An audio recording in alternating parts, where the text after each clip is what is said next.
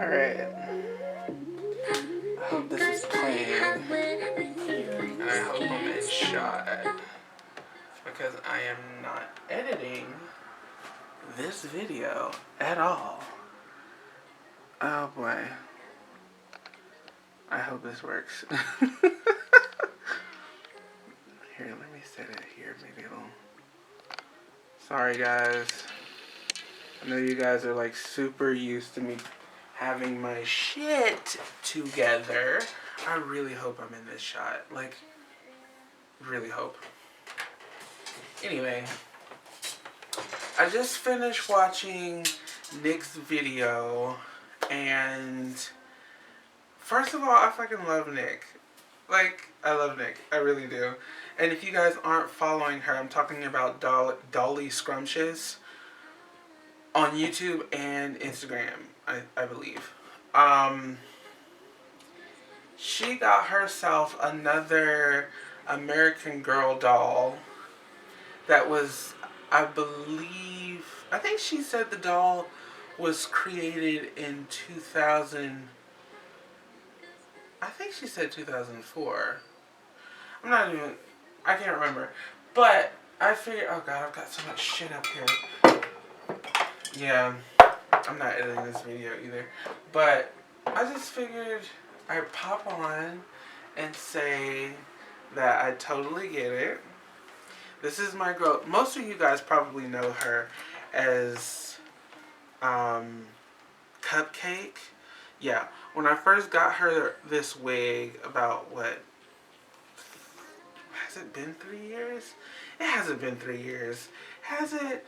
Like, I still consider myself like new to American Girl. Like, American Girl dolls have always been, I've always seen them. You know, I've always seen them. They're everywhere. A lot of my friends growing up had American Girl dolls and stuff. So, like, you see them. They're everywhere. But I didn't get into American Girl dolls until, I want to say 2 years ago. I really want to say 2 years ago. Like, I feel like it's been 2 years. And I got this girl, like, Nick's story on her video that I just finished watching really just inspired me, because she got her first, and now I think her second. Yeah, her first, who she's named Libby, after Libby. And her second, she's named Autumn. And she got both of her girls from eBay. And I just thought, oh my god. Now, most of my girls and boys have come from, and I'm pointing this way because they're here, but all of mine, except Brianna, who you guys used to know as Cupcake, she now has a name, and she actually has like a whole thing now, because she's my first American Girl, like full custom, like I painted her face and everything. I tend not to bother my American Girl dolls, because I really bond with my American Girl dolls. I don't really know how to explain it. Each one has like a happiness attachment to them. That's why, like, out of all the dolls I've sold, I have never tried selling any of my American Girl dolls. Like, it is out of the question. Like, I love my AG babies. Like, way more than some of my BJDs. Not even gonna lie, because some of my BJDs can go. And I won't, you know, like, I won't be, like, heartbroken. I'll probably go on, like, my Flickr and see a picture of them and be like, oh, I remember them. But my AG babies would be a fucking problem if they left. Like, a real problem. And it's just, they have, like, all this happiness attached to them. And she's my only girl that came from eBay. And, funny story, I actually tried to sell her. Yeah, I did. I tried to sell her because I wasn't bonding with her. I really wasn't. Like, when I first got her, I enjoyed her because I love this face sculpt. And this is actually my favorite face sculpt from American Girl. And I enjoyed her for like a solid 5 minutes. And then something was just wrong with her. Or not wrong, I guess, because there's nothing wrong with the actual doll. I guess there was just something about her in her state that I got her from eBay that just wasn't clicking like the rest of them. Um, so I tried. She came with a different wig, so she was already like a custom when I bought her off eBay, and I got her for dirt cheap. I think she was on like $30. Um, and she showed up the same day, as a matter of fact, as my Yeaaaah. Like, they both came the same day, so it was a fun day. But I just remember, I remember her being special in a way, but that special feeling wasn't mine. And I felt like maybe it was the wig, so I did get rid of her wig, and I bought her this wig. And after giving her this wig, it was like she was starting to speak to me. She was finally starting to come through, and that's when I got my attachment for her after I gave her this wig. And she was actually, I kind of, in my brain, made her like my Pride therapy doll, because I took her to Pride with me. I got pictures and everything of that. And I named her Cupcake. I think I took her to work that day and everything, especially that year, because I remember having a little bout of homophobia at my job at the time. So taking her was kind of like my therapy. And that's how I got an attachment for her. She was very sweet, and I enjoyed her at Pride, and I looked like the crazy, weird gay guy walking around with a child's doll, but that was okay, because that is who I am. So she's my only eBay girl, and she's now my only custom that I've actually erased her face, repainted her, and now she has like this new wig, so she's completely custom now. I wanna paint her fingernails like a really pretty pink. Her name is now Brianna, and Brianna is she wants to be a hairstylist when she grows up, and I don't want children, but if I did have children, I would allow them to express themselves with hair color. Probably not this much because they still kids and stuff, but she's a doll, and this wig is bomb, so she can get away with it. But if I had a kid, I would let him or her or them express themselves with hair color. I don't think there's anything wrong with it. You just have to protect your kids. You guide them or whatever. So Brianna, she likes playing in my acrylic paints and stuff, and she likes to play around in colors. She's an artist. This is the only American Girl doll that has like a full character, like a full, like, in my head, she's a full well-rounded person. I know you guys are probably like, oh God, Josh, crazy as hell, but y'all get me. I feel like y'all get me. So Brianna, and watching Nick, talk about her girl from eBay and that she's in really, really good condition. It just brought me back to falling in love with my eBay purchase. She's my only eBay purchase. The rest of them, except for this girl here who was a gift, the rest of them come from the American Girl store. And so 1, 2, 3, 7 of them. 7 of them up here came from the American Girl store. I bought all of them brand new. And I remember every reason. So, oh God, here, let me grab you guys. I really hope that whole time I was just yammering that I was actually in focus. Okay. Oh, maybe I should back up. Alright. Okay, so it's a whole bunch of shit up here. I'm sorry, this is my work area, so it's a whole lot going it's a whole lot going on up here. But this girl right here, who's actually being blinded by a work in progress, this is my girl Julie. Julie back here. Oh God, it's not focusing. Hold up. There we are. So Julie back here. Julie, I got her, I believe I got in a bonus at work. Yep, I got in a bonus at work, and it actually fell on the monthly anniversary, me and my husband's monthly anniversary of when we initially got together, the 26th of every month. So I got her. This girl was my second American Girl doll, and I love this doll in a very special place. I just do. I just do. She was my second. Actually, baby Ryan over here, this guy right here, is my first. And I just enjoyed him so much. I think within that same week, I went and got her. And I remember being in the store. And at the American Girl store in New York City, they let me go through all of the dolls on the shelf to choose mine, which was really special because I'm very happy with her. This girl, I believe, what day was that? I believe the day I got her, it was also another monthly anniversary. Yeah, it was. It was. It was. This girl was my Christmas gift for 2019, so I just got her. Like, she's pretty brand new. Kaya. Kaya was a personal, she was a personal triumph. I actually did like a monthly challenge of working out, and I actually didn't think I was going to make it. But I did make, I made it, and I made it through. And I told myself, oh, okay, well, I'll commemorate. And it was her. And then this girl right here, I got her because she just spoke to me.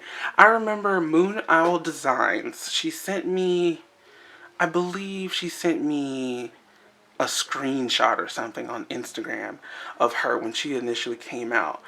And I just was like, oh my gosh, she's so pretty. And there are a lot of sculpts that I see from American Girl, where I'm like, oh my god, I absolutely have got to get her. Let me see if I can show you guys her up close. Oh, it's my baby. She's so pretty.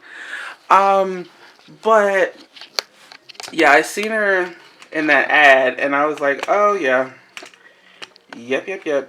She belongs in my collection. I'm sorry, guys.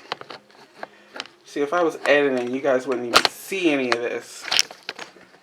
But I'm not editing because I can't. I just don't. You see that box over there? I've still got shit that I gotta like ship out and stuff that I need to like unpack. I just can't be bothered with editing. I just can't. So those are my American Girl dolls.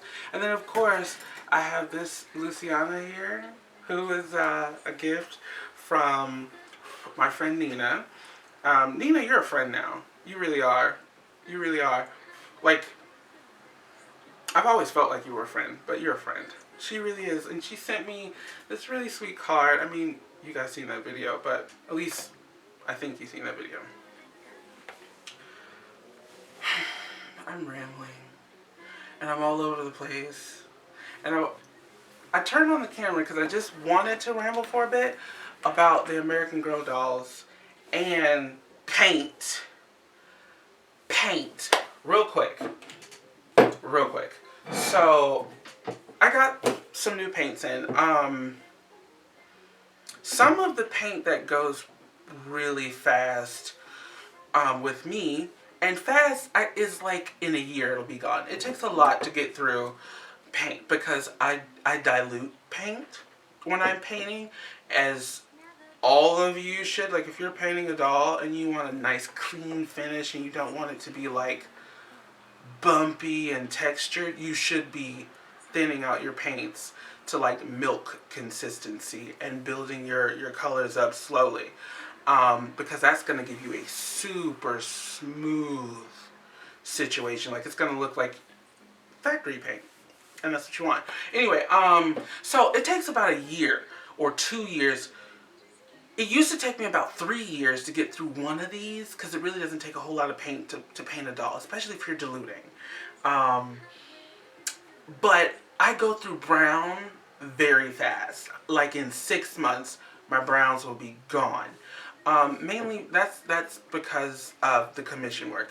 when I was younger and I wasn't doing commissions, it could take me forever to get through this. But since I'm doing commissions and there's a lot of natural looks that people like, especially on BJDs, my browns go so fast.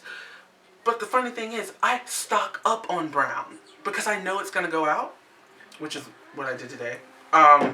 But so I was going through my drawer over here, and I was actually working on a commissioner's doll. His name is Alfonso. I love that name, Alfonso. It's such a good name. And I was like, oh shit, I'm running out of my brown. So I get ready to crack open another brown. Took the plastic off and everything. And then I opened it, and it stunk so bad. I was like, what? Like, it was funky. Okay, it wasn't the tea, honey. It just wasn't. I hope this is focusing. I really hope this is focusing because I am not changing it. But I don't know what... It soured. It soured. Now,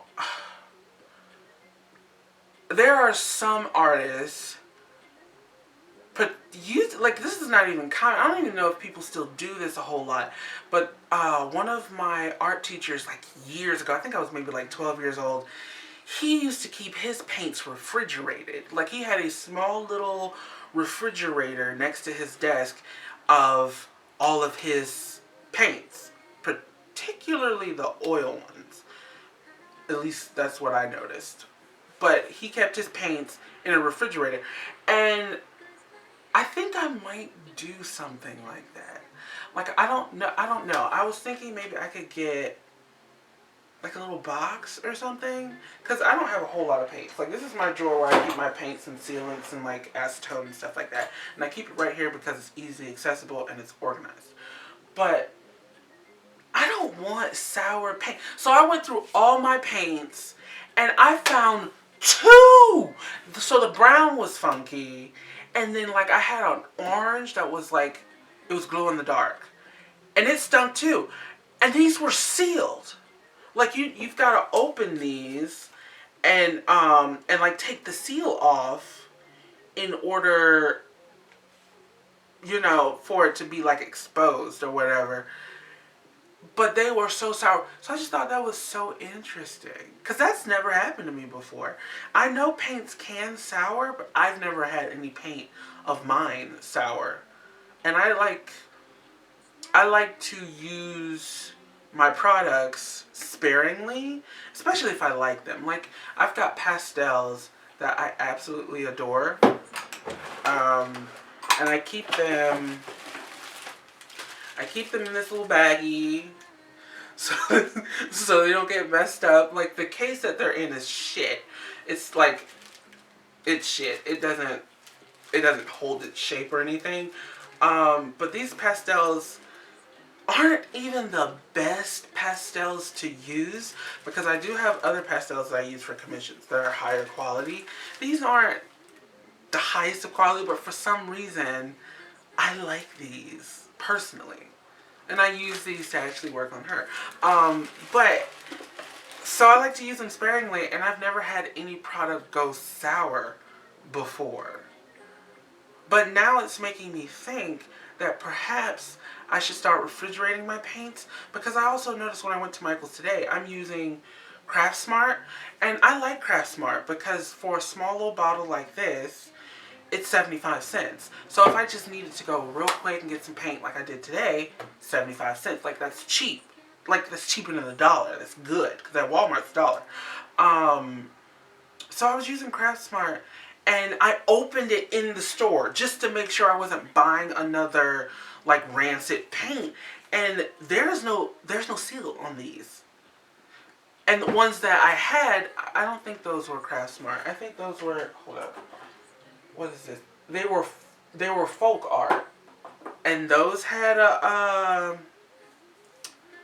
seal, but these don't have a seal. So I'm like, oh shit. Well, how long have they been sitting in the store? And like, should I be worried? And I read the label. It doesn't say that they need to be refrigerated or anything like that. And they're water based, so they shouldn't. Like, you're supposed to just shake them up and keep pushing. But it makes me. I don't know. I'm rambling. Let me stop this fucking video. It's so rambling.